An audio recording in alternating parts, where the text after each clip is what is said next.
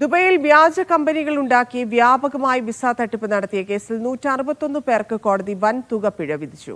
152 ദശലക്ഷം ദിർഹമാണ് പ്രതികൾ പിഴ നൽകേണ്ടത്. മുഴുവൻ പ്രതികളെയും നാടുകടത്താനും കോടതി ഉത്തരവിട്ടു. വിചാരണ നടപടികൾ പൂർത്തിയാക്കിയ ശേഷം ദുബായ് സിറ്റിസൺഷിപ്പ് ആൻഡ് റെസിഡൻസി കോടതിയാണ് 161 പ്രതികളും കുറ്റക്കാരാണെന്ന് കണ്ടെത്തിയത്. വ്യാജ മേൽവിലാസം ഉപയോഗിച്ച് നിർമ്മിച്ച കടലാസ് കമ്പനികളുടെ മറവിൽ പ്രതികൾ വിവിധ രാജ്യക്കാരിൽ നിന്ന് വൻതുക ഈടാക്കി വിസക്കച്ചവടം നടത്തുകയായിരുന്നു.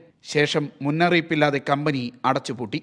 വിവിധ വാണിജ്യ സ്ഥാപനങ്ങളുടെയും മറ്റും മറവിൽ നേടിയ എൻട്രി പെർമിറ്റുകൾ പ്രതികൾ ചൂഷണം ചെയ്തതായും കോടതി കണ്ടെത്തി.